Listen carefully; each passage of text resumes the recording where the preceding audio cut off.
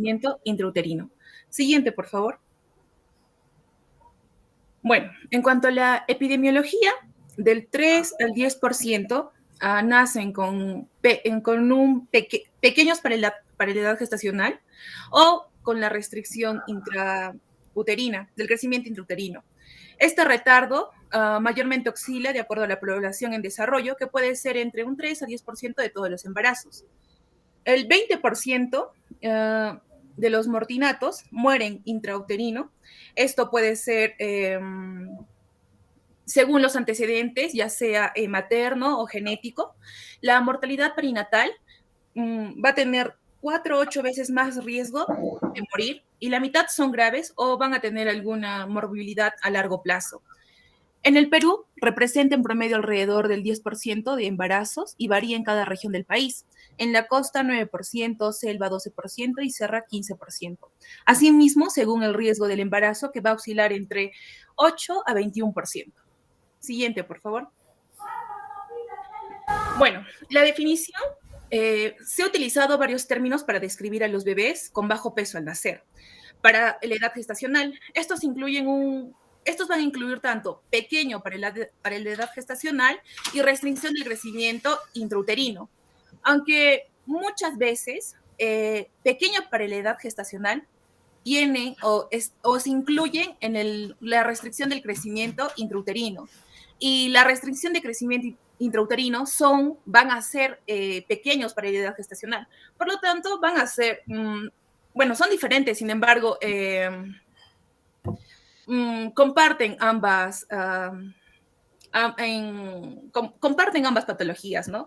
¿Cómo nos vamos a dar cuenta que es pequeño para la edad gestacional? El peso corporal va a estar debajo del percentil 10 para la edad gestacional. Eso es muy importante. Por ejemplo, puede haber un crecimiento lento, que va a ser de las 15 a 16 semanas. Este va a ser menor a 10 gramos por semana, acelerado entre las 16 a 17 semanas hasta las 26 a 27 semanas, con una ganancia de 85 gramos por semana. El máximo en este va a ser de las 26 a 27 semanas hasta las 37 a 38 semanas, teniendo una ganancia máxima de 200 gramos por semana. Y desacelerado, que va a ser de ya las últimas semanas, entre las 37 a 38 semanas hasta las 44 semanas, con una ganancia de 70 gramos por semana.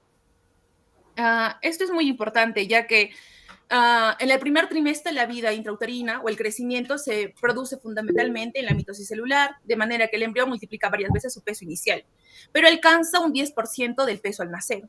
Por el contrario, durante el resto de la gestación ya también se va a caracterizar por una ligera disminución del índice de mitosis, por el aumento del tamaño de las células, el aumento del depósito del agua y la grasa intracelular, lo que va a dar justamente un lugar del aumento del peso fetal, que complete el 90% restante ya de su peso al nacer. En acá vamos a tener, por ejemplo, el crecimiento de los órganos fetales, también como el vaso, el hígado, tienden a seguir una pauta similar justamente al aumento de este peso total. El peso pulmonar, por ejemplo, aumenta abruptamente a partir de las 31 a 32 semanas de gestación. Y cuando ya se tiene un 60% del peso que alcanzará al término, podemos tener el 90% del peso del pulmón entre las 35 a 36 semanas de gestación. El timo también muestra un marcado va a estar aumentando durante el tercer trimestre y por cierto grado de regresión antes del nacimiento. Entonces, en resumen, todos estos órganos presentan diferentes velocidades de crecimiento, que estos van a reflejar en las patologías específicas de cada caso y van a dañar, va a haber un daño intrauterino o la inmadurez funcional de los recién nacidos a pretérmino. Tanto la velocidad de crecimiento de los diversos órganos ayuda a entender diferentes patologías que se pueden asociar con la prematurez o la restricción del crecimiento intrauterino, sobre todo en pacientes neonatos.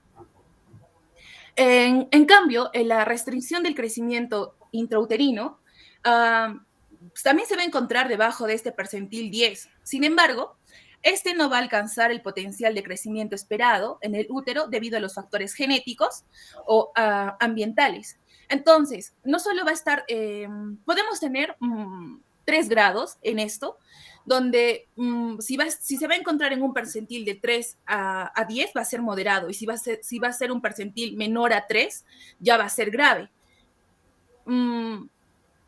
En estos tenemos que tener, si va a tener un peso bajo y va a ser un percentil, se va a encontrar menor al percentil 3, sí o sí va a pertenecer a la restricción de crecimiento fetal intrauterino. Ahora, este también puede estar debajo del percentil 10. El perímetro cefálico también se encuentra debajo del percentil 10, la longitud. Ya va a haber un diagnóstico prenatal justamente de esta restricción del crecimiento uterino y va a haber antecedentes, entonces ya no solo van a ser pequeños para la edad gestacional, sino van a formar parte de esta restricción de crecimiento fetal e intrauterino. Siguiente, por favor. Luisa, regresa a ver tu diapositiva. Ya. Entonces, lo que tiene que quedar claro es esto. ¿Es diferente o no es igual pequeño para la edad gestacional con restricción de crecimiento intraútero? No es igual. Segundo dato, lo que dice acá. Entre el percentil 5 y el percentil 10 podemos encontrar pequeño para la edad gestacional, pero no necesariamente este pequeño para la edad gestacional es considerado como restricción de crecimiento intrauterino. Por eso que para hablar de restricción de crecimiento intrauterino, lo ideal es que encontremos por debajo del percentil 10. Eso quería aclarar. Sigamos.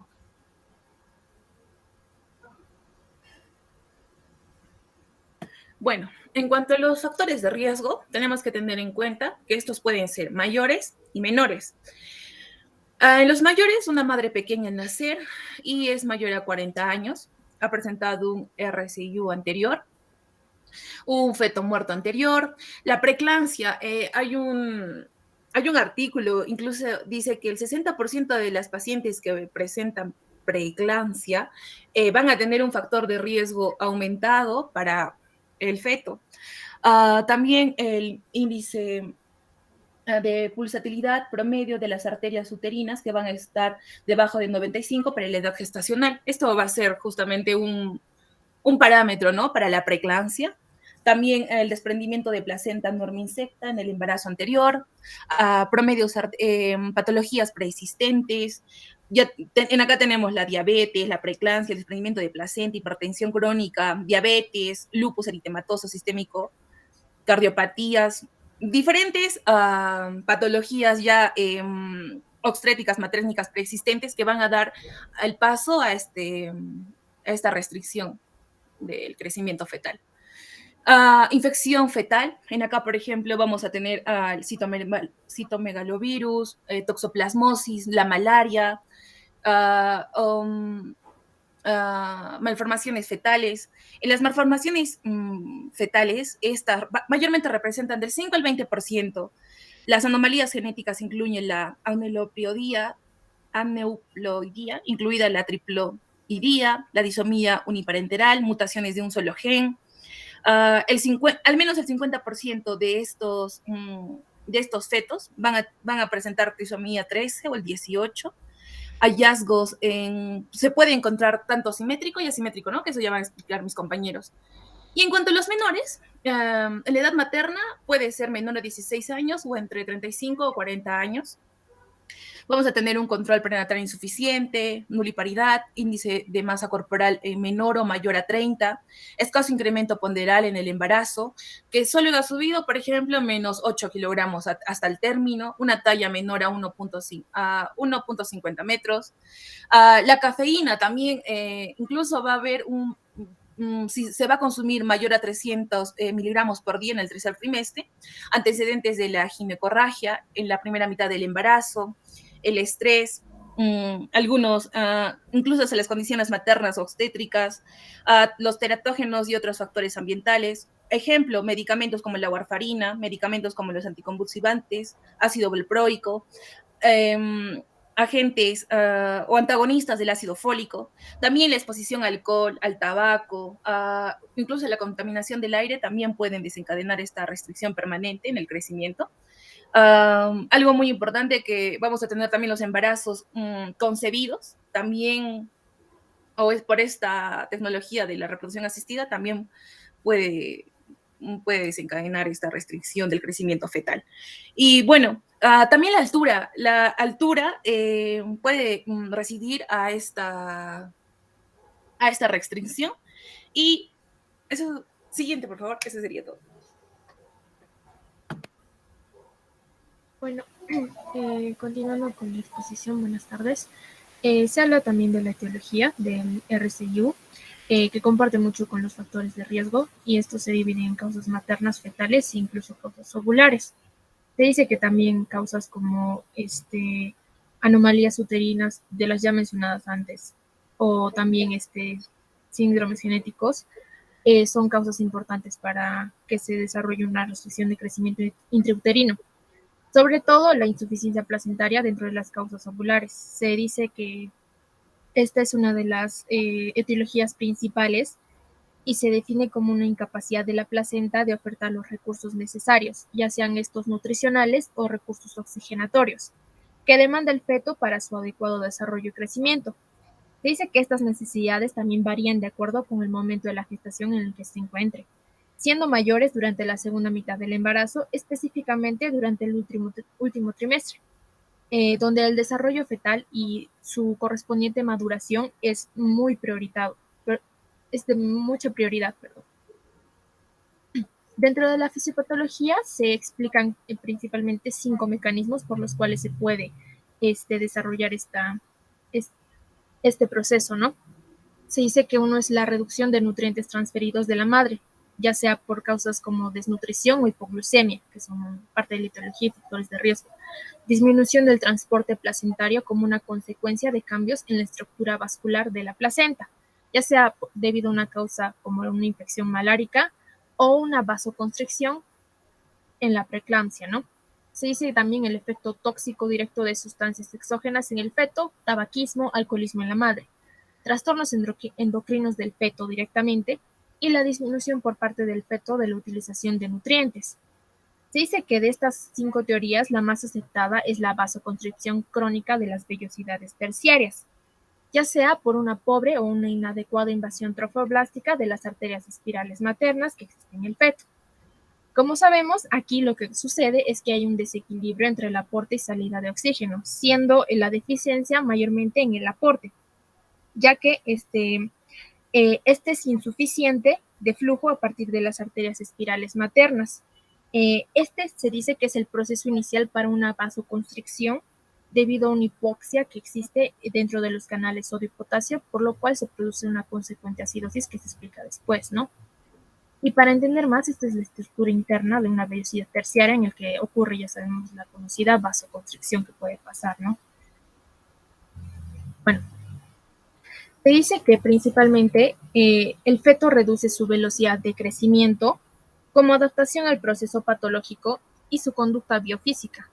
Esta se va a modificar de forma acertada y eficiente para obtener oxígeno, ¿no?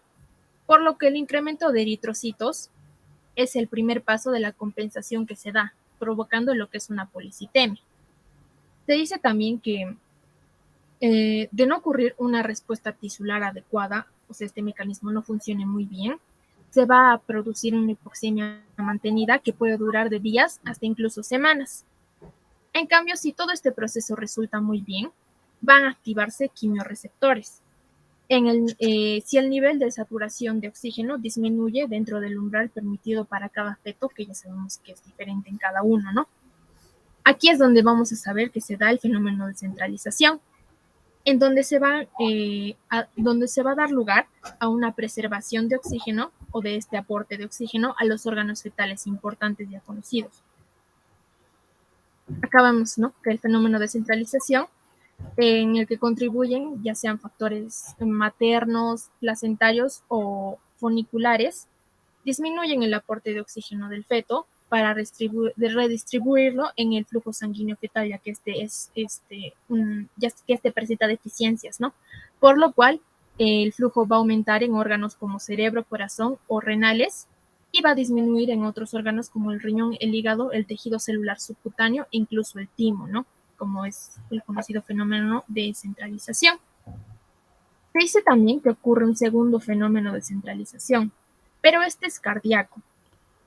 Aunque este no se considera fisiológico, tiene la función principal de garantizar el flujo al cerebro desde el ventrículo izquierdo. Y el ventrículo derecho se encarga de garantizar el flujo sanguíneo hacia la placenta para un nuevo intercambio. En el caso hipotético de que todos estos mecanismos explicados fracasaran, se activa lo que es una vía anaeróbica de obtención de energía, en la que, como ya sabemos, a partir de glucosa se van a producir hidrogeniones que van a acidificar el medio, produciendo una acidosis.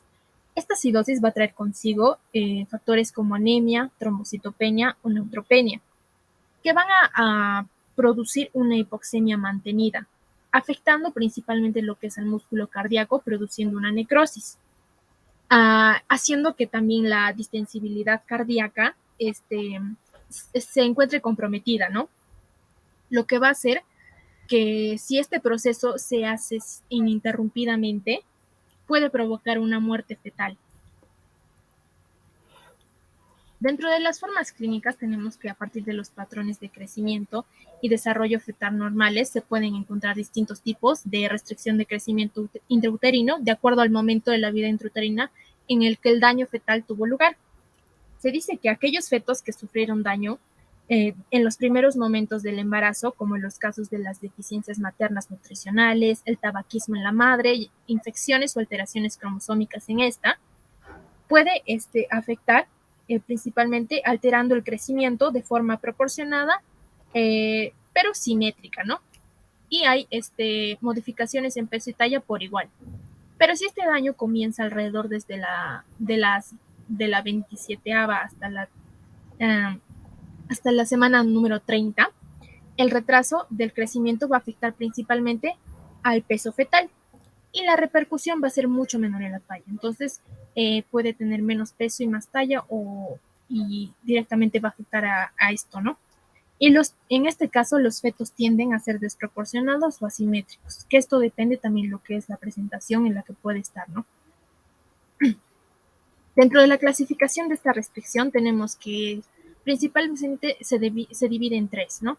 Una de ellas es según la severidad, como ya se explicó antes, se considera un percentil 10 para estos, en el cual tenemos que una restricción leve podría considerarse un percentil 5, un percentil 10 en estos, ya tomando las medidas del producto de la gestación, la restricción moderada de un percentil 2 a un percentil 5 y en una restricción muy severa ya cuando se encuentra en un percentil menor a 2.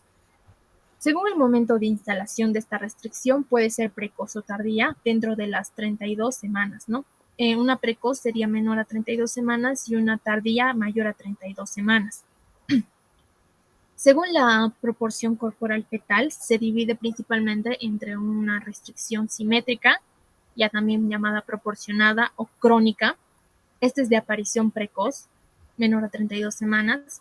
El índice ponderal normal, que incluye los neonatos, conlleva una talla reducida y un bajo peso, o sea, es proporcional, los dos son igualmente proporcionales, y ocurre en el 25% de los casos. Hay una disminución de peso, talla y circunferencia cefálica, lo que desencadena una influencia de un proceso temprano en el embarazo, como unas cromosomopatías o infecciones. Y se puede dar como por anomalías cromosómicas, síndromes genéticos, anomalías congénitas, infecciones intrauterinas, desnutrición severa, que es un tema que se menciona mucho, irradiación, hábitos maternos, tabaquismo, alcoholismo, medicación materna, enfermedad hipóxica materna también, ¿no? Aquí vemos principalmente la clasificación de una restricción precoz y tardía, que sabemos que la incidencia es elevada en la tardía, ya que se presenta en mayor al 5% de los casos, y a diferencia de la precoz, que tiene una incidencia de 0.5%. En la restricción precoz se da un grado de insuficiencia placentaria muy alto, que es una de las etiologías más importantes. Pueden presentar hipoxia franca, se va a generar una adaptación vascular, hay una tolerancia fetal a la hipoxia alta, con un deterioro progresivo antes de la muerte, si es que se da una muerte fetal, ¿no? Los resultados perinatales son malos o muy malos, un malo pronóstico. Hay una alta mortalidad y morbilidad lo que es el sistema nervioso, ¿no? Se puede dar una detección fácil de esta mediante ecografía Doppler, que es muy importante, pero tiene un manejo muy difícil ya que es causa de prematurez, ¿no? Y se asocia mucho a la preeclampsia. La restricción tardía tiene un grado de insuficiencia placentaria muy bajo, tiene una hipoxia sutil, por lo que no existe una adaptación cardiovascular, un proceso que lleva consigo. Tiene una tolerancia fetal a la hipoxia muy baja, con una secuencia poco clara de progresión. Los resultados perinatales son malos, pero en menor proporción. Tiene una menor mortalidad y una menor morbilidad neurológica, ¿no? Y la detección es muy difícil. Pero el manejo es más expeditivo para mayor edad gestacional que presente la paciente, ¿no? Y tiene una baja asociación con la preeclampsia. Y la restricción asimétrica, que es ya la desproporcionada o subaguda, es de aparición tardía, asociada a hipoxemia de origen placentario, tiene un índice ponderal bajo, el recién nacido tiene una talla casi normal, pero tiene un peso bajo para su edad gestacional, tiene un déficit de peso debido a la reducción de depósitos de grasa que ocurre principalmente durante el tercer trimestre del embarazo, por eso es importante considerar este periodo del embarazo, ¿no? Ocurre aproximadamente en el 75% de los casos y se dice que en estos niños su circunferencia cefálica está dentro de los límites normales, pero se puede deber esto a un proceso patológico que ocurrió en una etapa más avanzada del embarazo. Se dice que esto se debe principalmente a afecciones maternas que afectan la disminución del flujo sanguíneo placentario, como ya la conocida hipertensión arterial materna. Y también puede deberse a una hipertensión crónica, la diabetes, un embarazo múltiple y malformaciones placentarias, ¿no? Y aquí vemos un ejemplo de las diferencias entre un recién nacido simétrico y uno asimétrico con la restricción. Núñez Salcedo. Bueno, continuando con la morbilidad y mortalidad.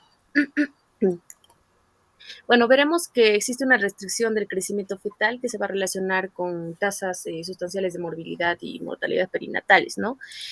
Es así que, por ejemplo, en este cuadro nosotros podemos evidenciar el aumento progresivo en las tasas de mortalidad y morbilidad conforme va descendiendo el percentil del peso al nacer, ¿no? Siguiente, por favor. Entonces, un neonato que tiene esta restricción de crecimiento intrauterino tiene mayor riesgo de morbimortalidad hasta 7 u 8 veces durante el primer año de vida. Como hemos visto ya en los factores de riesgo, bueno, está asociado a diferentes síndromes, ¿no? Dentro de esto está la asfixia neonatal, que se define como un Apgar al mínimo menos de 7, que viene a ser la principal causa de muerte. Así también tenemos el síndrome de aspiración meconial, que sumado a un sufrimiento fetal intraparto, pues refiere muerte intraparto. También tenemos la hipoglucemia, glucosa en sangre, que es la glucosa en sangre menor a 30 miligramos por decilitro, la hipotermia con menos de 36 grados, no es 360, disculpen, que bueno, que se refiere a una menor capacidad de aislamiento térmico debido a que de repente hay un menor depósito de grasa subcutánea, ¿no? También se va a evidenciar, como ya han explicado la fisiopatología, una policitemia, un hematocrito de repente mayor a 65%, por ende también la sangre viscosa, ¿no? Y bueno, se ve también asociada a mayores infecciones por de repente la depresión del sistema inmune y a mayor asociado a malformaciones congénitas, ¿no? De repente por 3 mecanismos que nos refiere nuestro libro Williams. No, Cifuentes, que viene a ser uno, pues de que la restricción del crecimiento intrauterino se ve una alteración secundaria, la presencia de malformaciones congénitas. El segundo refiere que tal vez es por que esta restricción de crecimiento predispone también a la aparición de malformaciones congénitas. Y bueno, el tercero, que refiere a estas dos, que coexisten debido a factores etiológicos comunes. ¿Qué más? También, bueno, tenemos otros que vienen a ser, que está asociado a una mayor intervencionismo obstétrico o por ende una mayor necesidad de maniobras de resucitación, también una estadía más prolongada en la unidad neonatal, ¿no? Que obviamente va a aumentar lo que es el riesgo de infecciones en el neonato. Siguiente, por favor. Después de esto tendremos repercusiones. Se ven repercusiones tanto en la infancia como en el adulto. En la infancia se puede encontrar un índice de masa corporal mínimo, menor, o se puede encontrar incluso una mayor frecuencia de alteraciones neuropsicológicas, ¿no? Como también explicó anteriormente Mario. Dentro de estas, pues vienen a estar el funcionamiento ejecutivo, la creatividad se va a ver alterada, el lenguaje, incluso los logros académicos que van a ser alcanzados con dificultad o no alcanzados. Y en cuanto al adulto, se ve que está asociado a una mayor probabilidad de desarrollar enfermedades cardiovasculares y endocrinas. Así también se ha visto la asociación a síndromes metabólicos, a la diabetes mellitus tipo 2, cardiopatía isquémica, y conductas, emociones, también en alteraciones conductuales, adaptación social, ¿no? Y dentro de las hipótesis, una de las más fuertes refiere todo esto a que se debe a que el feto, bueno, frente a ese déficit nutricional, ¿no? Que se explicó anteriormente, que está dentro de una de las causas. Entonces el feto lo que va a tratar es de adaptarse, ¿no? Entonces lo que le va a permitir sobrevivir es esta adaptación, pero lo que va a generar consecuentemente a esto va a ser un cambio permanente, de repente su fisiología, estructura y metabolismo de los órganos, que puede condicionar posteriormente a la aparición de enfermedades cardiovasculares en la vida adulta, como les dije, o así como un aumento de la mortalidad en edades tempranas. Siguiente, por favor. Siguiente, Mali. Ya, dentro del diagnóstico, bueno, acá he unido 3 bibliografías, Cifuentes, Williams y una más, en la cual, bueno, las 3 coinciden, ¿no? De que inicialmente nosotros debemos tener una determinación inicial. Entonces nosotros debemos estar pendientes de lo que viene a ser la edad gestacional confirmada, confirmar nosotros, así también la confirmación de la ganancia ponderal materna y la medición cuidadosa del crecimiento de fondo uterino. A esto también sumar lo que vienen a ser los factores de riesgo y anteriormente nombrados. Y bueno, si es que existió de repente un antecedente de que ya la madre tuvo un feto, un bebé, con este crecimiento restringido, ¿no? Intrauterino. Todos estos se asocian a un riesgo alto de recurrencia, a un 20% en este nuevo bebé, en un nuevo feto. Entonces, se clasifica a esta mujer dentro de lo que son mujeres con riesgo de tener otra vez este feto. Y por ende se le recomienda una valoración ecográfica periódica.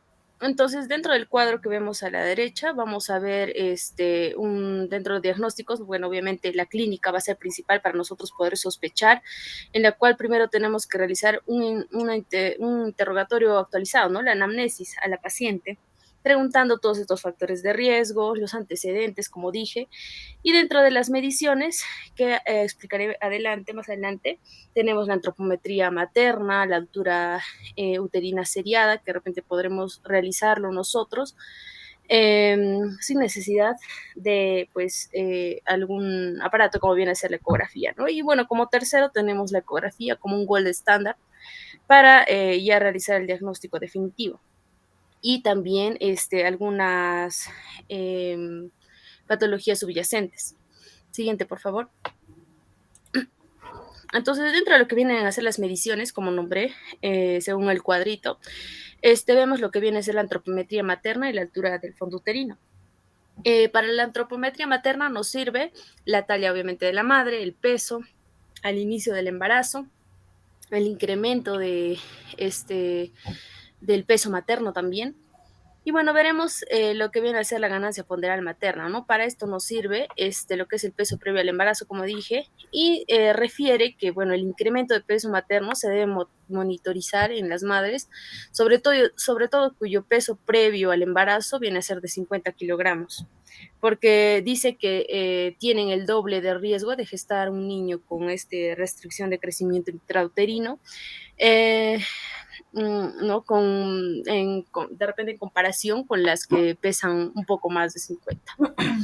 Y bueno, si es que en caso no sabemos el peso inicial, nosotros podremos usar, y esto es referente a otra bibliografía, el índice de masa de peso corporal según la edad gestacional, ¿no? Y a esto nos refiere este cuadro en el cual podemos ver esta relación entre la edad gestacional y el índice de masa corporal, ¿no? Y también nos clasifica entonces en normal, sobrepeso, obesidad, ¿no?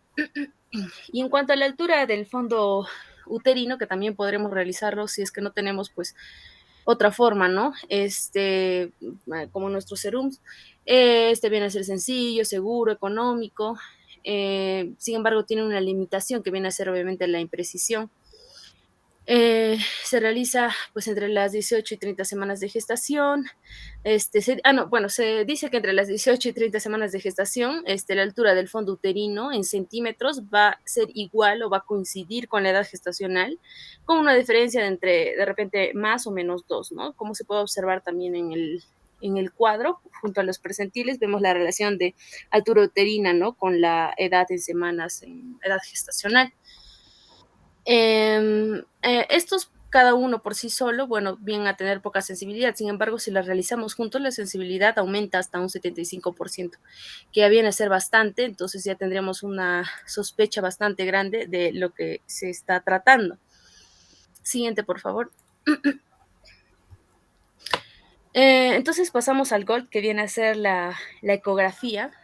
Este examen ecográfico se recomienda, según Williams, que se realice un examen ecográfico inicial inmediato, ¿no?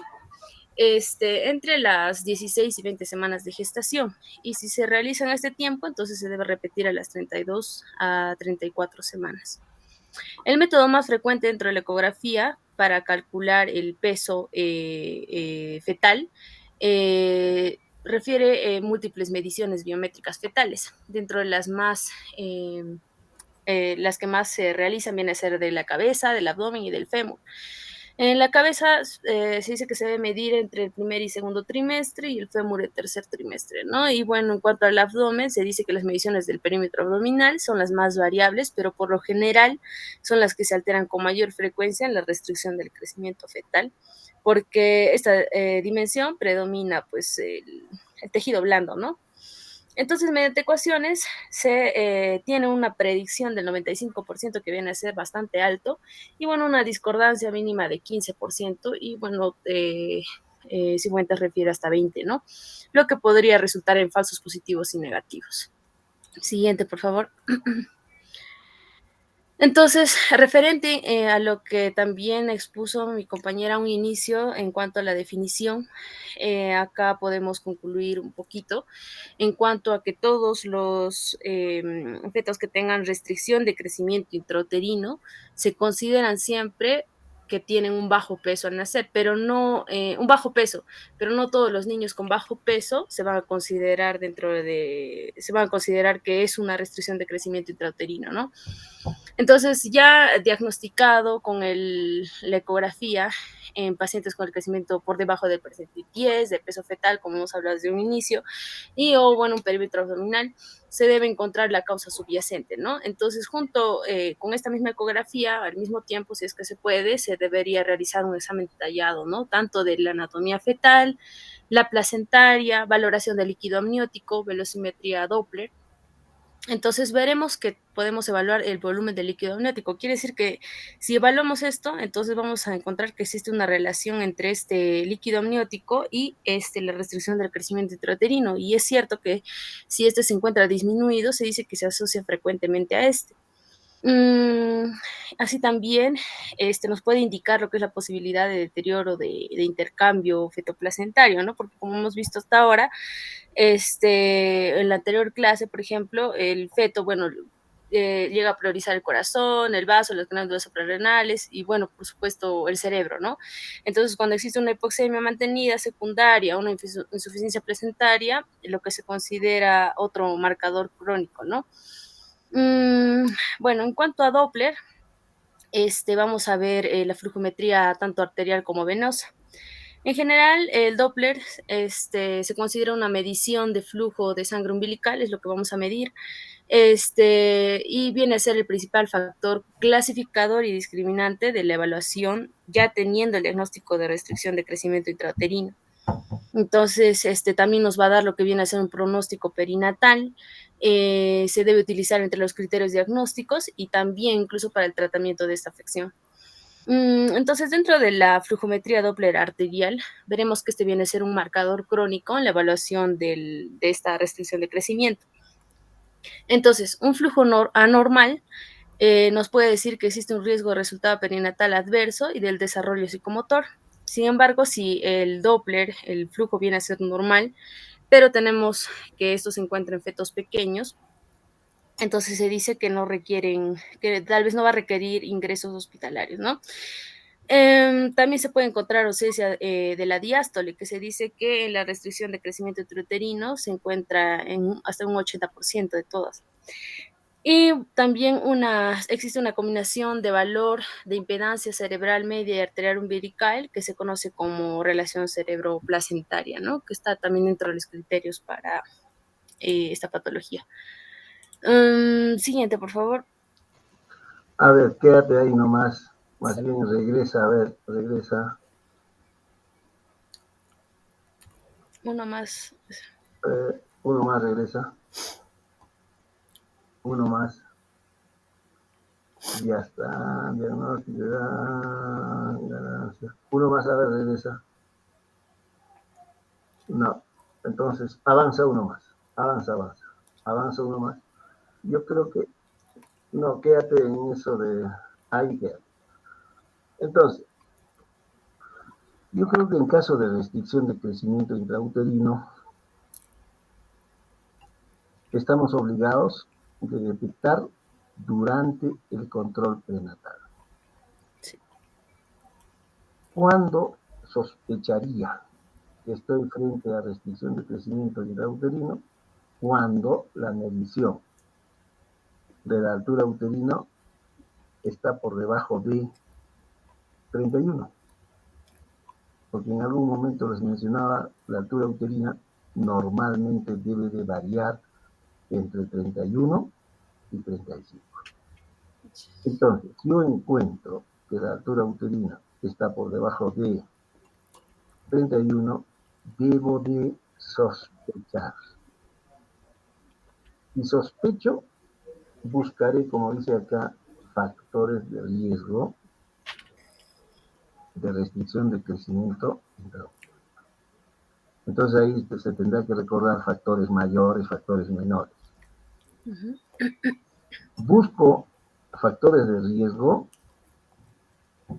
y si tengo altura uterina menor de 31 y tiene factores de riesgo, el siguiente paso será avanza. Ecografía. Ya está. Entonces tengo que pedir una ecografía. Y en la ecografía, que está en la siguiente, en la ecografía básicamente valoro tres cosas. El peso fetal, anatomía fetal que dice acá, peso fetal. Tengo que valorar lo que es grado de maduración placentaria y tengo que valorar o evaluar el líquido amniótico. Tres cosas. Entonces, otra vez para remarcar, en control prenatal, altura uterina, si la altura está por debajo de 31, busco factores de riesgo. Con esos dos, pido una ecografía. Y en la ecografía tengo que valorar tres cosas. ¿Cuánto pesa? ¿Cuál es el grado de maduración placentaria? Y cuánto de líquido amniótico tiene. Y hay hospitales en los que determinan el Doppler de la arteria uterina. Y aún más todavía, el Doppler de la arteria cerebral media. Pero en general, lo que interesa es ver cuánto pesa, cuál es el grado de maduración placentaria y cuánto de líquido amniótico. Por eso dice acá, el volumen de líquido amniótico Si está disminuido o está en el rango de oligo, lógicamente esto está relacionado con restricción del crecimiento intrauterino y peor si el grado de maduración placentaria es 3 sobre 3 con mayor razón. Entonces, más o menos esa es la secuencia de sospecha de restricción de crecimiento intrauterino. A ver, sigamos. Ok, siguiente, Male. Bueno, también se puede sacar la flujometría Doppler venosa, ¿no? En la cual principalmente se ve lo que se va a evaluar la flujometría de la vena umbilical, la vena cava inferior y el ductus venoso. Este va a servir como marcador agudo de deterioro fetal y son independientes a lo que viene a ser la edad gestacional. Así también tendremos una clasificación de acuerdo a Cifuentes, de la fisiopatología de esta restricción de crecimiento intrauterino, ¿no? Vemos el tipo 1 con un peso fetal estimado menor al 3 percentil y con una restricción de crecimiento intrauterino normal, ¿no? Que dice mayor al 5 percentil. Así también en la tipo 2, el peso inferior al 10 percentil y una restricción anormal inferior al 5, el tercero peso inferior al 10 percentil y flujo ausente en arteria umbilical durante la sístole, ¿no? Peso inferior, en la 4, peso inferior al 10 percentil y vasodilatación cerebral, repetida en 2 ocasiones y separada por 24 horas. Bueno, el tipo 5 por último, peso inferior al 10 percentil y algunos de los siguientes criterios de gravedad que refiere el perfil biofísico patológico, flujo reverso en la arteria umbilical, patrón de desaceleración o oscilante y alteraciones graves y persistentes en los flujos venosos o presencia de pulsaciones diastólicas de la vena umbilical. Siguiente, por favor. Bueno, tenemos otra clasificación de otra bibliografía. La tercera que les dije, que refiere una clasificación de también esta restricción según el grado de compromiso fetal, ¿no?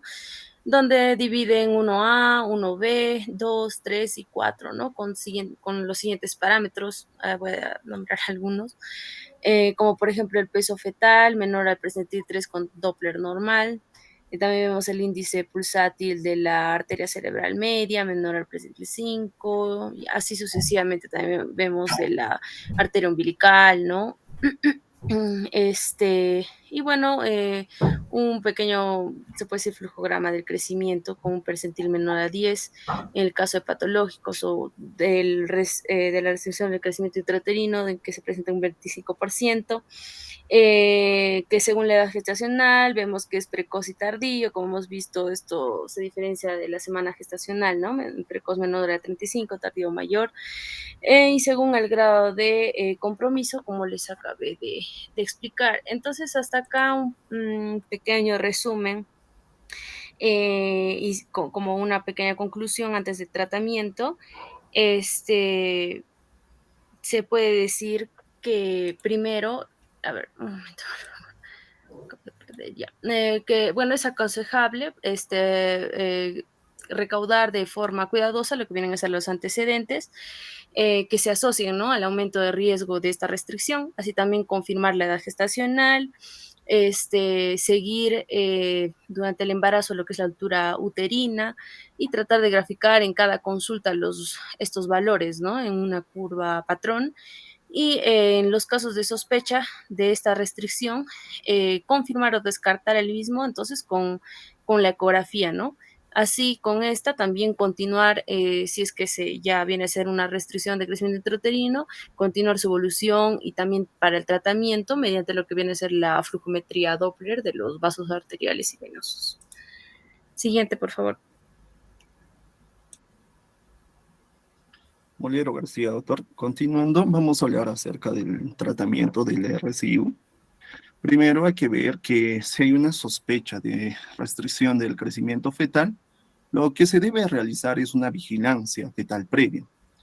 Esto va a ser previa al parto, en la cual se les debe incluir una velocimetría Doppler periódica de las arterias umbilicales. Además de esto, se le tiene que tomar las pruebas fetales más frecuentes. Aparte de esto, si digamos llega a alcanzar la viabilidad fetal, en estos tipos de pacientes se les va a hospitalizar y se les va a iniciar el registro del trazo de la frecuencia cardíaca fetal diaria. También se les va a registrar la velocimetría Doppler semanal y también se le va a valorar el crecimiento fetal cada 3 a 4 semanas. Entonces, hay que recordar también que si hay embarazos complicados por restricción del crecimiento fetal y que esto más tenga un riesgo de parto antes de las 34 semanas, estos pacientes van a recibir corticosteroides. Esto va a ser antes del parto para que pueda inducir la maduración pulmonar.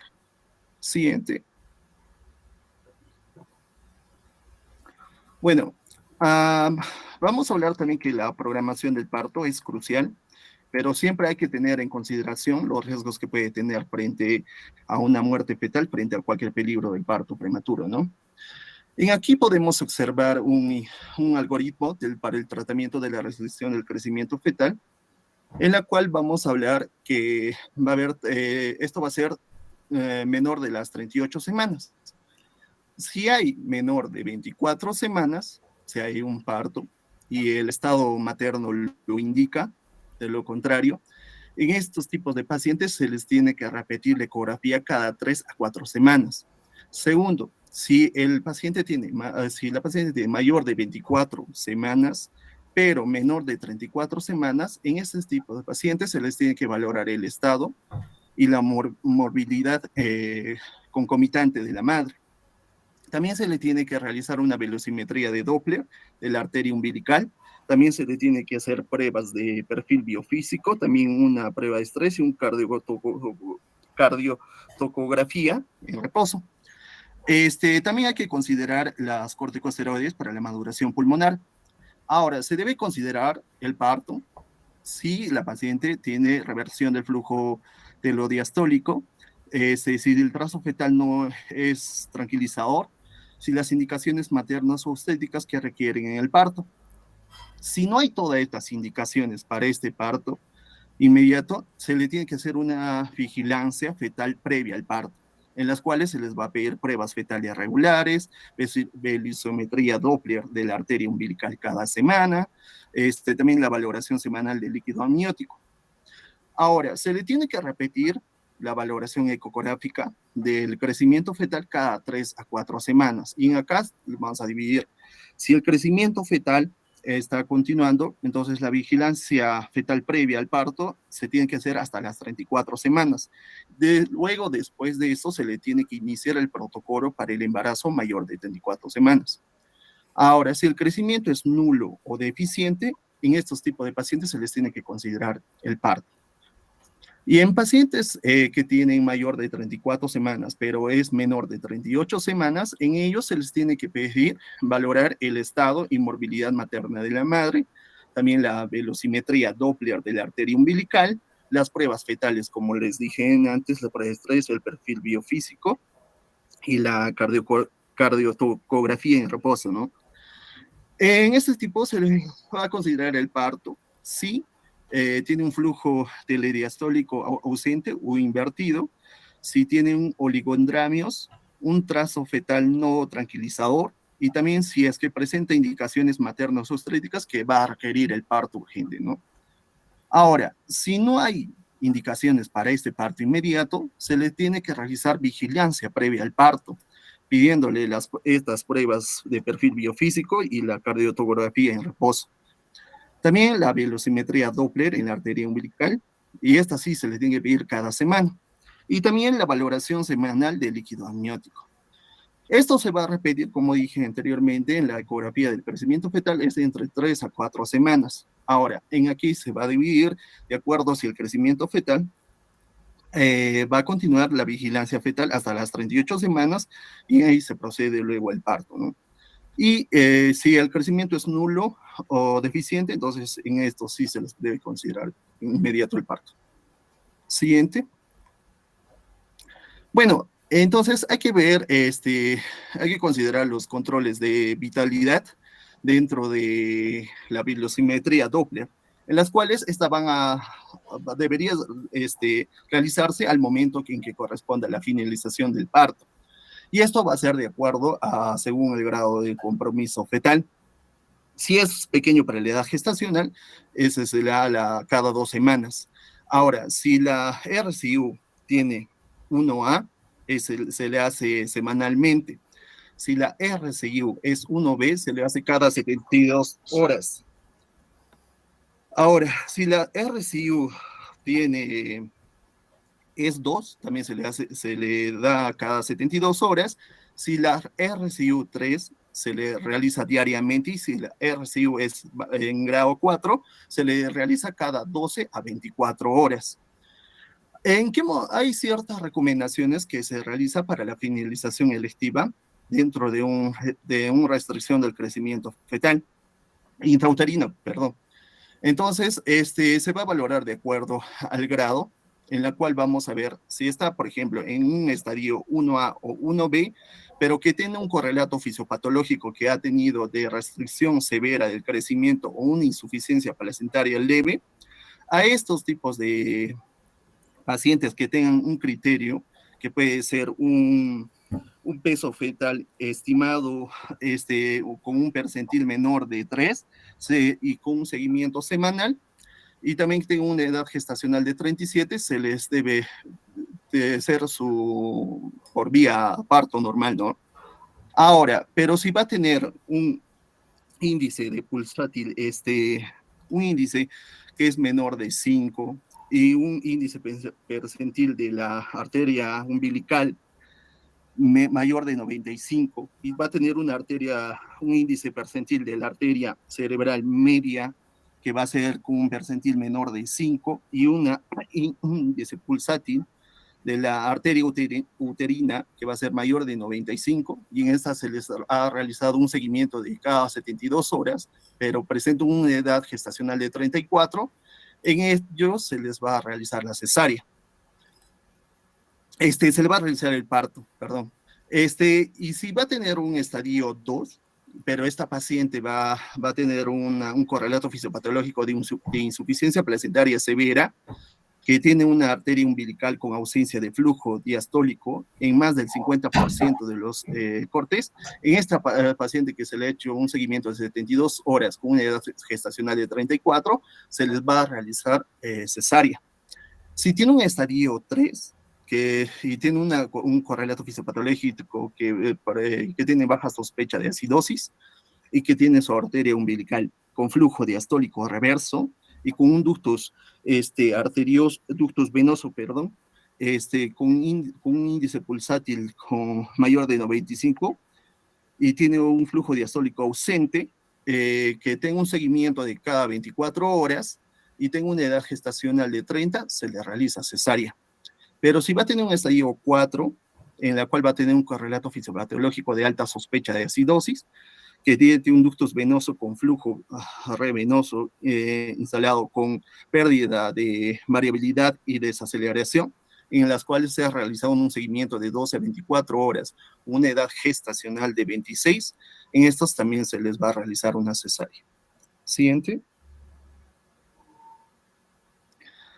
Entonces, acá podemos ver dos tipos de tratamientos. El tratamiento del feto cercano al término, en la cual si hay un nacimiento, si el nacimiento de un feto hay una sospecha de crecimiento restringido, pero sus resultados son normales, en estos pacientes, en sus velocimetría Doppler de la arteria umbilical, en su volumen normal de líquido amniótico, en su frecuencia cardíaca fetal tranquilizadora, en esto se les puede diferir hasta las 38 semanas de gestación, en el cual se les va a dar un tratamiento expectante para que se pueda guiarse, y se les va a realizar una técnica de vigilancia fetal previas al parto. Si la mayoría de los médicos recomiendan que el parto sea a las 34 semanas o después, si presenta oligodramios de importancia clínica. Ahora, también hablan algunos autores de, por ejemplo, el Society of Maternal Fetal Medicine del 2011 y el American College de Obstetricia and Gynecology del 2013 recomienda que el nacimiento entre las 34 y 37 semanas y presentan trastornos concomitantes como oligodramios. En esto sí si el patrón de la frecuencia cardíaca fetal es tranquilizador, en esta sí se les va a planificar un parto vaginal normal, ¿no? Siguiente. Con respecto al tratamiento del feto alejado del término, ahora, en este tipo de pacientes, si la restricción del crecimiento se identifica en un feto que ha tenido rasgos anatómicos normales antes de las 34 semanas y aparte su volumen de líquido amniótico y los datos de vigilancia fetal son normales, en estos solamente se les va a recomendar la observación. Ahora, mientras que hay un crecimiento fetal del intervalo y los resultados de la prueba de vigilancia fetal sean normales, en estos tipos de pacientes se le va a permitir que continúe el embarazo hasta que alcance la madurez fetal, ¿no?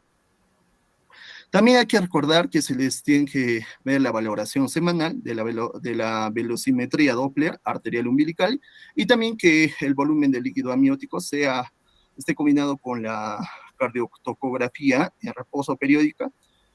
Y en esto también hay que ver que no se le ha determinado la frecuencia óptima también, ¿no? Siguiente, con respecto al crecimiento del intervalo, hay que ver que el volumen de líquido amniótico y la velocimetría Doppler arterial umbilical son normales. La madre puede salir del hospital y se puede mantener la vigilancia ambulatoria. Siguiente. Bueno, con el caso de la prevención, hay que ver que estas van a comenzar antes de la concepción y estas siempre hay que optimizar los trastornos médicos maternos, fármacos y nutrición que puede tener la madre. Entonces, dentro de la prevención vamos a hablar de 3 tipos de prevención dentro de la restricción de crecimiento intrauterino. Primero, hay que ver que la prevención primaria de la restricción de crecimiento uterino es en que toda mujer, como sabemos, tiene que hacer una consulta preconcepcional. Es en la cual ella va a planificar un embarazo, debe ser valorada preconcepcionalmente en el servicio de ginecología, y en la cual, si ha presentado anteriormente una restricción del crecimiento intrauterino severo lejos de término, dicha evaluación debe ser efectuada por un tocoginecólogo, ¿no? Ahora, si la consulta previa también a la gestación es oportuna porque en ella se les va a solicitar el perfil tiroideo, también el asesoramiento sobre las modificaciones que puede tener en su estilo de vida, también algún asesoramiento nutricional y también si es que la paciente consume alcohol, ¿no? Tabaco, fármacos o drogas que pueden ser perjudiciales para el desarrollo fetal también, ¿no? Entonces, en este tipo de pacientes se les debe recomendar que eviten ya fumar a toda paciente que busque el embarazo desde los 4 meses antes del mismo, ¿no? También se les debe investigar a este tipo de pacientes si consumen cocaína en particular y otras sustancias como fármacos en general y que eso va a también ser recomendable que eviten lo mismo, ¿no? Ahora, en la prevención secundaria, una restricción del crecimiento intrauterino, durante el embarazo se debe investigar el consumo, como dije, el consumo de tabaco, alcohol, fármacos y drogas, y que si es que tengan abusos de estas, ¿no? También en este tipo de pacientes se le debe recomendar administración de ácido acetil salicílico a baja dosis, que puede ser de 100 a 150 miligramos por día, desde la semana 12 del embarazo hasta las 36 semanas a pacientes que en acá hay que recordar que para que se le dé este tipo de tratamientos tienen que tener ciertas algunas cosas que se les tiene que pedir antes, ¿no? Como por ejemplo un screening combinado del primer trimestre o un Doppler de arterias uterinas patológicas en la semana 11, que la paciente curse con trombofilias, que su restricción de crecimiento intrauterino anterior de causa placentarias, si no se realizó un screening combinado también. Aquellas pacientes que han tenido un feto muerto anterior asociado a una vasculopatía placentaria, que no se le ha realizado un screener combinado también, y aquellas pacientes que hayan tenido una preeclampsia, ¿no? Menor a 37 semanas con un embarazo anterior y que tampoco no se les haya realizado un screening, ¿no? Ahora, y con respecto a la prevención terciaria, en sí, dentro de estas, no va a existir una terapia intrauterina actualmente disponible para este tipo de fetos afectados, pero igual se les tiene que realizar las pruebas de screening, que se les tiene que hacer un screening combinado Doppler de arterias uterinas patológicas en las semanas 11, también una trombofilia, se ha tenido un residuo anterior sin screening, un feto muerto anterior y si ha tenido una preeclampsia, ¿no? Menor de 37, una preeclampsia en la menor de 37 semanas en el embarazo anterior, ¿no? Siguiente. Y eso sería todo, doctor. Muchas gracias. Perfecto, muy bien. ¿Quién es el otro grupo? Porque en algún momento haremos precisiones sobre restricción de crecimiento intrauterino. Más bien avanzaremos con la exposición.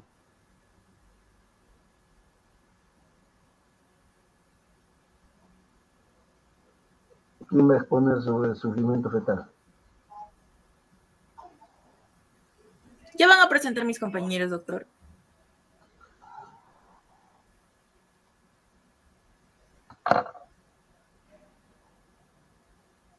Hoy día nadie ha venido a la práctica.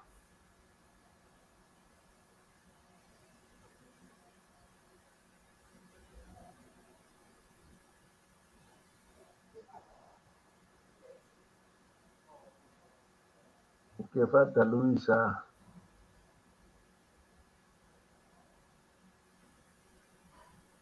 Luisa. Sí, doctor, ya van a presentar, por favor. Un momentito, doctor, por favor.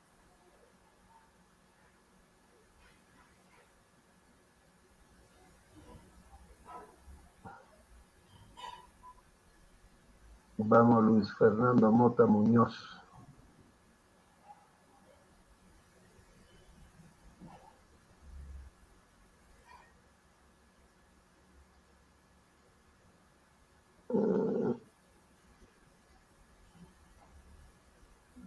Yanela, Mirka, Luis. Un segundito, un Un segundito. momentito, por favor.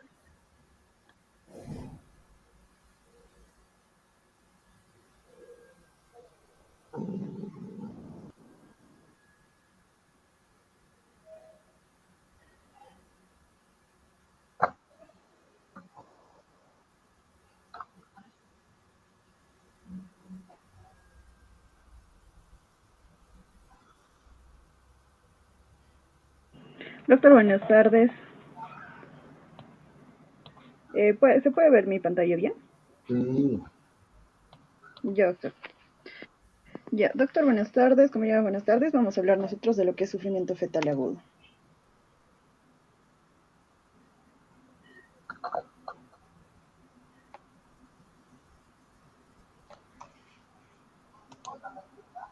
Vamos, Linda, avancemos. Sí, doctor, es que no avanza mi diapositiva. Ahí está. Bueno, dentro de lo que es la definición del término sufrimiento fetal, como se sabe, se usa con frecuencia y dentro de lo que es la práctica obstétrica, y está definido como un estado metabólico grave del feto, ocasionado por la rápida disminución del intercambio gaseoso entre la madre y el feto. Según la gravedad, va a producir una hipoxia, una hipercapnia, una acidosis metabólica, y esto provoca una adaptación anormal neonatal, pudiendo llegar a causar incluso la muerte del feto. Como les había indicado, el término sufrimiento fetal es demasiado amplio y vago para ser utilizado de forma precisa en situaciones clínicas. Y históricamente este término se utilizaba para describir en sí cuando el feto no recibe una suficiente cantidad de oxígeno durante el embarazo o, bueno, durante el proceso de parto. A menudo se detecta a través de una frecuencia cardíaca fetal anormal, pero sin embargo, repito, el término sufrimiento fetal se usa frecuentemente, pero no está bien definido. Sin embargo, la ACOG recomienda el uso del término estado fetal no tranquilizante o estado fetal inestable para definir esto, ¿no? También, como había indicado, se utiliza para indicar cambios en los patrones cardíacos fetales, el movimiento fetal reducido, una restricción del crecimiento fetal y en presencia de líquido meconial patológico. Dentro de lo que es las causas obstétricas asociadas al sufrimiento fetal, tenemos de 3 tipos, que serían, por ejemplo, las causas preparto, como por ejemplo la preeclampsia, específicamente cuando, por ejemplo, se presenta una paciente con eclampsia, podríamos hablar de un ejemplo, cuando hay esta crisis convulsiva y los fenómenos de hipoxia que se van a producir por esto, va a haber cuadros de sufrimiento fetal agudo, que pueden ser de los más graves, en el que también se va a presentar quizás un edema agudo pulmonar, que es la complicación más frecuente durante el trabajo de parto en pacientes cardíacas. También vamos a ver que está relacionado con una anemia por inmunización RH, que es cuando hay la incompatibilidad de grupo. Pacientes que tengan diabetes, RCIU, RPM o una gestación posttérmino. Dentro de las causas del intraparto sería, por ejemplo, el desprendimiento prematuro de placenta, en el que, por ejemplo, en el caso de el desprendimiento prematuro de la placenta normoinserta va a ser un factor determinante en el sufrimiento fetal. Se va a observar, además de la hemorragia presente, un severo cuadro de hipertonía uterina, que lleva también a un proceso hipóxico. Hay el proceso de placenta previa, la basa previa, la distocia de presentación, o por ejemplo en las distocias de contracción, como la hipersistolia, la taquisistolia, la contracción uterina, va a hacer que se compriman los vasos intramiometrales y va a disminuir así el flujo sanguíneo hacia la placenta, creando este proceso hipóxico. Una actividad fetal disminuida, cuando se presentan, por ejemplo, los circulares de cordón, eh, o en los accidentes de cordón umbilical, como una brevedad fetal o la circular de cordón, durante las contracciones uterinas se va a estrechar este cordón y va a disminuir así el calibre de los vasos umbilicales y se reduce el flujo sanguíneo hacia el producto. Ahora también vamos a tener las causas por posparto, como serían la patología del sistema nervioso grave, persistencia del ductus arterioso o una sepsis neonatal.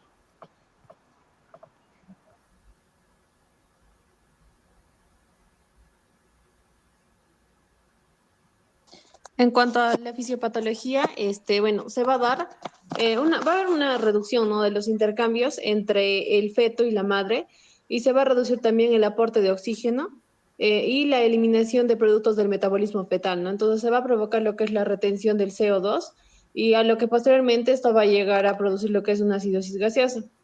Cuando se disminuye el aporte de oxígeno, hay una disminución de la presión parcial del gas, ¿no?, en la sangre fetal. Y esto, posterior a esto, va a haber una hipoxia fetal cuando las células no reciben el oxígeno suficiente, ¿no?, para mantener su metabolismo normal. También, cuando hay una hipoxia, los requerimientos energéticos de las células son satisfechos, ¿no?, por medio de un aumento del consumo de carbohidratos y otras sustancias que van a degradar este metabolismo anaerobio.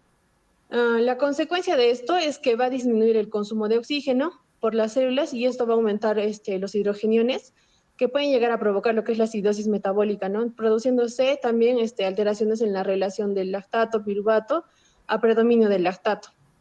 Y bueno, también se va a dar lo que es la caída del pH, que interfiere en el funcionamiento de las enzimas, ¿no?, lo que junto con el agotamiento de las reservas de glucógeno y la hipoxia producen alteraciones celulares que pueden hacerse irreversibles.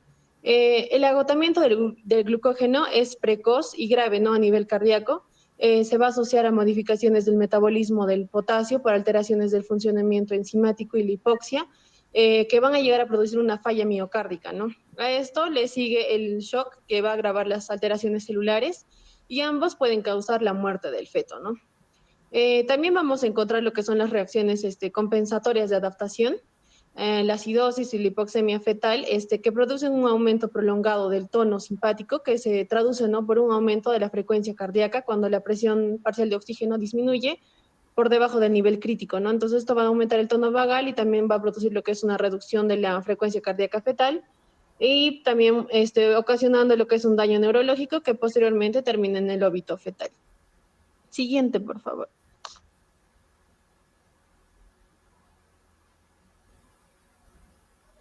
Doctor, buenas tardes. Ahora vamos a hablar en cuanto a lo que es el diagnóstico. En el diagnóstico nosotros vamos a tener primero los signos de sospecha, que van a ser la taquicardia y la bradicardia fetal. La taquicardia se define como un rango de la frecuencia cardíaca de 160 a 180 y la bradicardia menor de 120, ¿no? También podemos tener el líquido amniótico verdoso, el DIP2 o el DIP3 y un pH fetal que vaya de 7.2 a 7.25. En cuanto a los signos de certeza, para hablar nosotros ya de un sufrimiento fetal, tenemos el DIP2 en más del 50% de contracciones uterinas, el líquido amniótico meconial oscuro, que haya una bradicardia menor de 100 latidos por minuto, una taquicardia con DIP3 y un pH menor de 7.2. Siguiente, por favor. Bien, en cuanto a las pruebas auxiliares, nosotros vamos a tener 3 momentos en los cuales podemos realizar las pruebas auxiliares para el sufrimiento fetal. Primero vamos a tener las pruebas preparto, que incluyen el monitoreo fetal no estresante, el estresante o por contracciones uterinas, el perfil biofísico, la estimulación vibroacústica, el ultrasonido Doppler. En el periodo intraparto tenemos el monitoreo electrónico continuo de la frecuencia cardíaca fetal, la auscultación intermitente de la frecuencia cardíaca fetal, la oximetría de pulso fetal, el pH sanguíneo del cuero cabelludo fetal. Y en el periodo postparto tenemos el APGAR, la gasometría del cordón umbilical y las pruebas neuroconductuales. Haciendo un poco, vamos a recordar acerca de lo que es el monitoreo fetal no estresante y estresante. Siguiente, por favor. Bien, en las pruebas no estresantes sabemos que este tiene que tener un registro de por lo menos 2 episodios de aceleraciones de la frecuencia cardíaca fetal superior a 15 latidos por minuto con una duración mayor a 15 segundos durante un periodo de observación de 30 minutos asociados a movimientos fetales. Esto se va a denominar una prueba reactiva no estresante, ¿no? Pero si no cumple con estos criterios, estamos hablando de una prueba no reactiva. En cuanto a una prueba estresante, como podemos ver en el cuadro, vamos a tener distintos hallazgos. Primero, vamos a hablar de que sea negativa cuando no hay desaceleraciones tardías en 3 contracciones en 10 minutos, y esto lo vamos a interpretar como algo normal. Esta va a ser positiva cuando hay desaceleraciones tardías seguidas de cada contracción, y esto vamos a interpretarlo como un riesgo aumentado de muerte intraútero. Y va a ser dudosa cuando hay desaceleraciones tardías en menos del 50% de las contracciones. Esto nos indica que debemos repetir la prueba. Y va a ser insatisfactoria cuando el trazado es de pobre calidad o no se alcanzan 3 contracciones en 10 minutos. Entonces, para que nosotros podamos realizar esta prueba, tenemos que tener al paciente en semi-Fowler de cúbito lateral izquierdo y registrar durante un periodo de 20 minutos, ¿no? La presión arterial, las contracciones uterinas y la frecuencia cardíaca fetal. En este caso podríamos inducir las contracciones uterinas bien con una oxitocina exógena o endógena, masajeando lo que es la glándula mamaria, y tenemos que tratar de llegar a 3 contracciones de 40 segundos en un periodo de 10 minutos. Si esto no sucede, nosotros también tenemos que repetir la prueba. Otro de los exámenes es el perfil biofísico.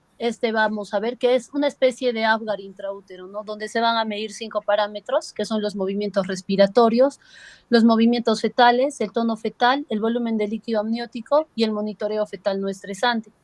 Como podemos ver en el cuadro, vamos a tener un puntaje de 0 y de 2 puntos. Si el monitoreo fetal no estresante es reactiva, le damos 2 puntos, si es no reactiva, 1 punto. Los movimientos respiratorios fetal, lo vamos a contar al menos 1 a 30 en 30 minutos, y su ausencia también va a significar 0 puntos. Los movimientos corporales del feto, 3 en 30 minutos, y si hay menos de 2 en 30 minutos, estamos hablando de movimientos corporales anormales.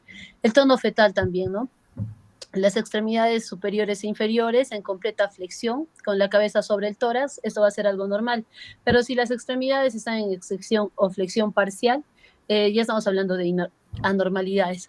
Y también lo que es el líquido amniótico, que va a ser un hila de 5 centímetros, lo vamos a considerar normal. Y si este es menor de 5 centímetros, estamos con 0 puntos y lo consideramos anormal, ¿no? Entonces, un puntaje que nosotros vamos a establecer en base a esto, de 8 a 10, hablamos de algo normal y de que no hay asfixia.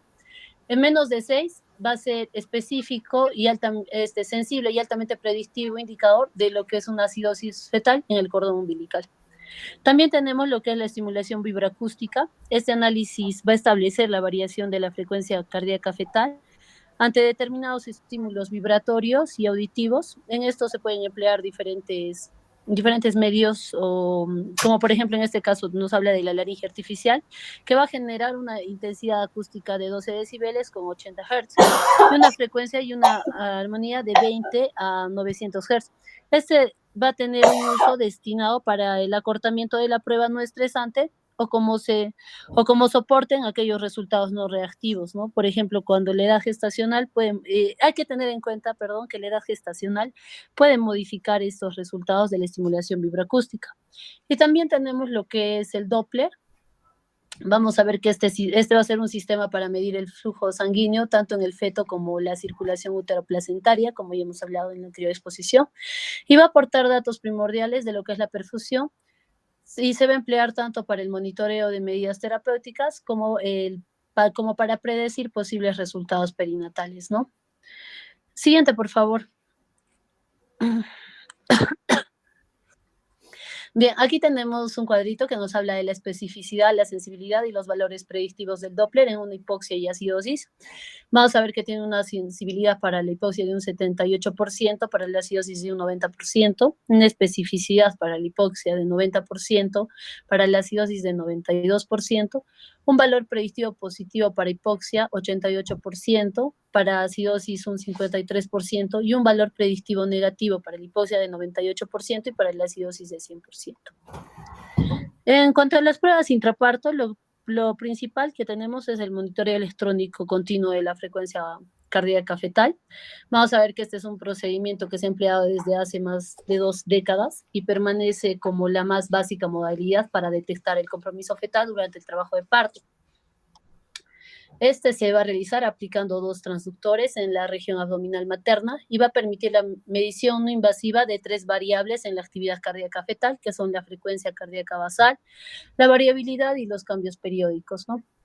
En cuanto a la frecuencia cardíaca fetal, nosotros sabemos que esta debe oscilar entre 120 a 160 latidos por minuto. Cuando esta está por encima de 160, nosotros le vamos a denominar taquicardia, mientras que bradicardia va a corresponder a cifras menores de 120, como ya hemos podido ver, e incluso menores de 100. Entonces, como podemos ver en el cuadro, tenemos diferentes causas de taquicardia fetal. En estas vamos a tener causas fetales y causas maternas. En las fetales tenemos lo que son las infecciones, la hipoxemia, la anemia, la prematuridad.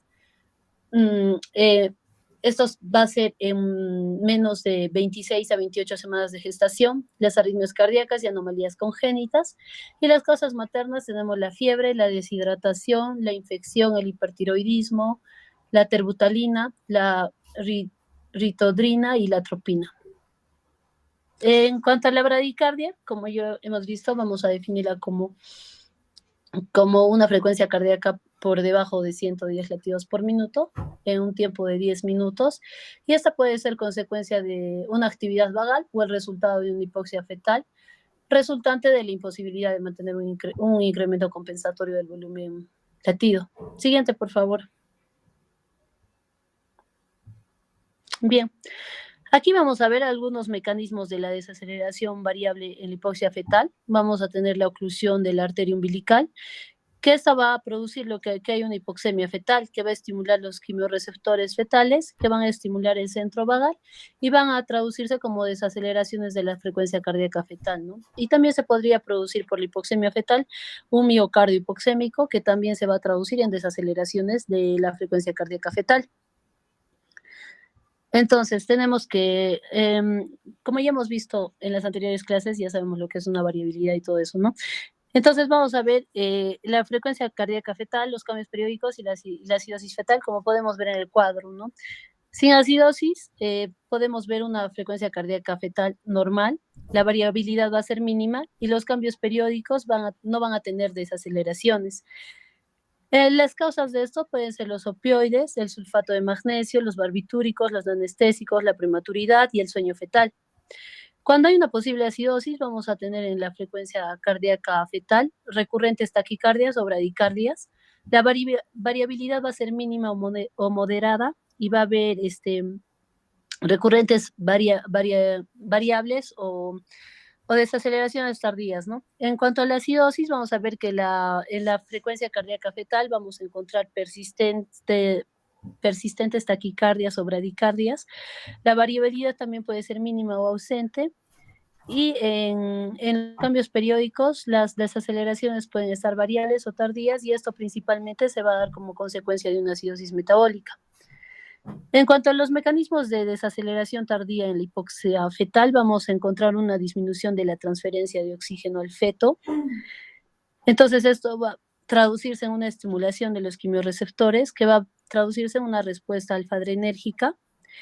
Va a haber una hipertensión fetal que va a estimular los barroreceptores. De este mismo modo, va a haber una respuesta parasimpática que se va a traducir en las desaceleraciones, ¿no? Entonces, en cuanto a los cambios de la frecuencia cardíaca fetal intraparto y las posibles causas, vamos a ver que en la frecuencia cardíaca fetal, las variaciones mayores a 60 latidos por minuto van a ser consideradas taquicardias, y como causa van a tener la atropina, la terbutalina, la hipoxemia, la fiebre materna y la adrenalina. De 120 a 160 vamos a considerar las normales, menores a 120 hablamos de bradicardia, con las posibles causas de hipoxemia, opioides epidurales o intratecales, hipertonía uterina, y también podríamos ver lo que son los agonistas alfa, ¿no? Como la clonidina. Cuando hay una variabilidad de 0 a 5 latidos por minuto, estamos hablando de una variabilidad mínima. Entonces nosotros podríamos ver que en este caso el feto podría estar dormido, o podría ser consecuencia también del uso de opioides, barbitúricos, benzodiazepinas o abuso de drogas. De 3 a 25 latidos por minuto en las variabilidades vamos a considerarlos normal, y mayor a 25 latidos por minuto vamos a considerar una variabilidad marcada, y esa podría ser causa de la atropina. En cuanto a las desaceleraciones, vamos a tener las tempranas, variables y tardías, y vamos a ver que las tempranas se van a deber por un aumento de la presión o por un estímulo vagal central. Pueden ser variables cuando hay oligohidramnios, compresión del cordón, movimiento fetal o estímulos de los vasoreceptores o hipoxia, y tardías en el caso de hipoxias también. Siguiente, por favor. Bien, entre otras pruebas que podemos realizar. Sí, doctor. A ver, regresa a tu diapositiva. Regresa, por favor. Regresa más. Regresa. Regresa.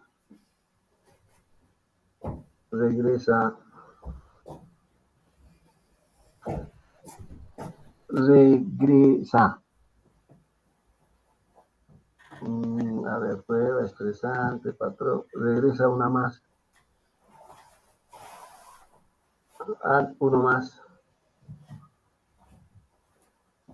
Ya está. Esto nos interesa. Estamos hablando de sufrimiento fetal. Entonces, cuando uno habla de sufrimiento fetal, yo puedo sospechar o estar ya seguro que estoy frente a un sufrimiento fetal. ¿Cuándo sospechar?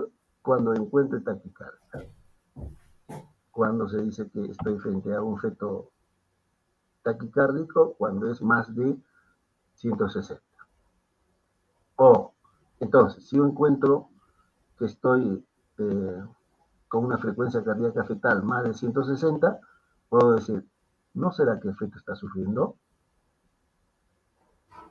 Pero antes de eso, se supone, tengo que colocar un termómetro, porque la taquicardia fetal puede ser también por fiebre. Entonces, sospechar. Pero también debo de sospechar cuando tiene una frecuencia cardíaca fetal menos de 120. También sospechar.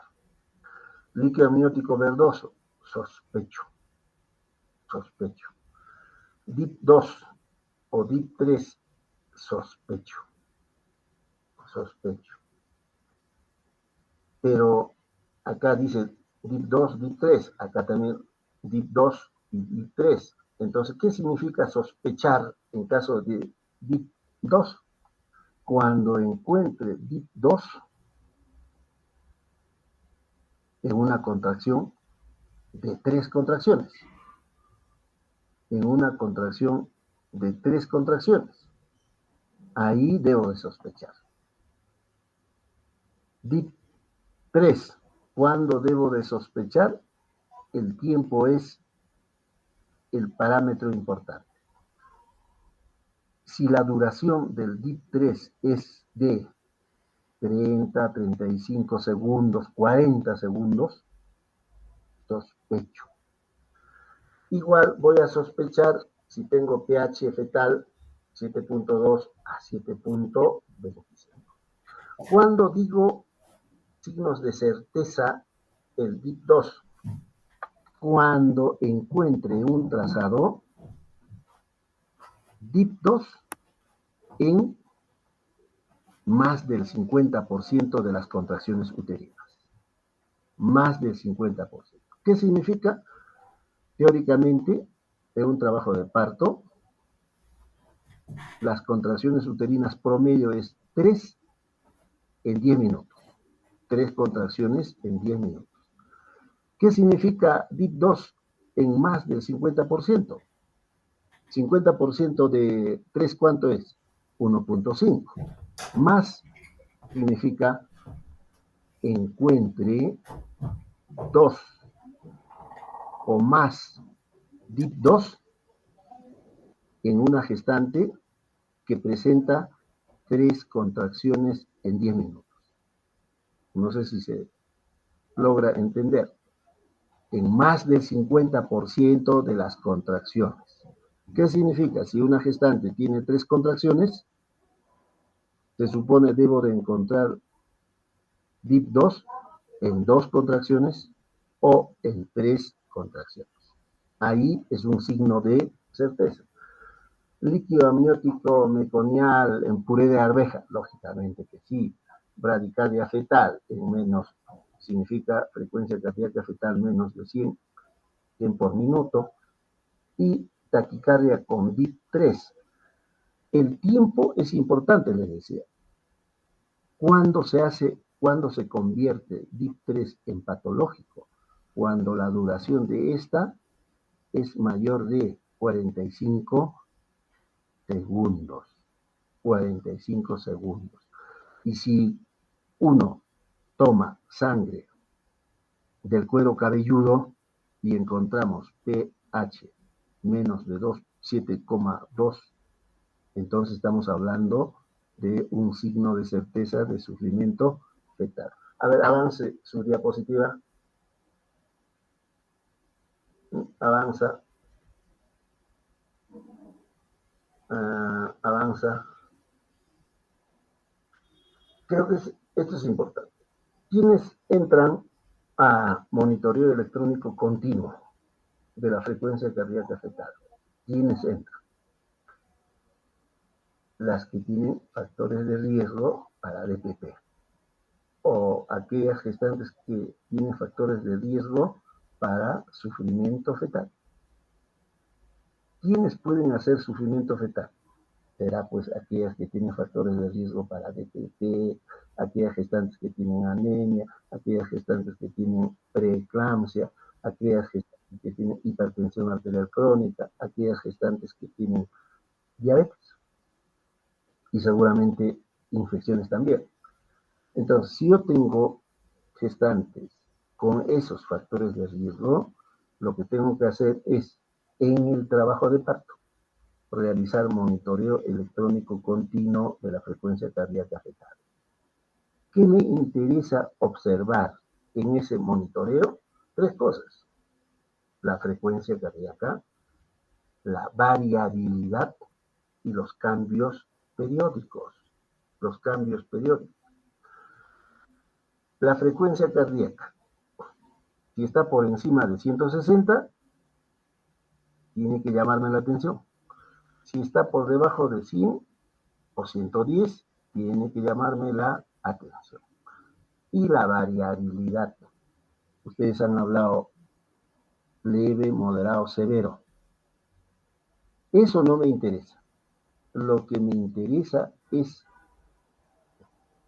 por debajo de variabilidad, si hablamos, por debajo de 5. Eso es lo que me interesa, la variabilidad. Entonces, a ver, avance su diapositiva. La variabilidad no está basada, ya, esto de acá. Variabilidad. Cuando yo encuentre, cuando observe un trazado que tiene una variabilidad mínima, seguramente el feto puede estar durmiendo, recibió algún medicamento. ¿Y qué debo de hacer? Por ahí visto, creo, lo que también teoría hay que mover el feto. No será que está durmiendo, por lo tanto hay que despertarlo. ¿Cómo lo despertamos? Moviendo con vibraciones, vibroacústica, diapasón. Si esa variabilidad mínima, moviendo el feto, sonando con la campanita o con el diapasón, se modifica, esa variabilidad es normal. Pero si no se modifica, a pesar de mover, a pesar de sonar con una campanita o con diapasón, sigue con variabilidad mínima, eso tiene que llamarme la atención. Y de lo que, en lo que respecta a desaceleraciones, me interesa solo las desaceleraciones tardías, vale decir los DIP2, porque si yo encuentro DIP2 en 50% o más de las contracciones uterinas, lógicamente es sufrimiento fetal. Y si combinamos las tres cosas, frecuencia cardíaca fetal, variabilidad y lo que es las desaceleraciones, si yo encuentro frecuencia cardíaca fetal por encima de 160 o por debajo de 110, que tenga variabilidad mínima, que no se modifica con el movimiento o con el sonido, con la bulla, y a la vez tengo desaceleraciones tardías en más del 50% de las contracciones uterinas, estamos hablando de sufrimiento fetal. A ver, sigamos.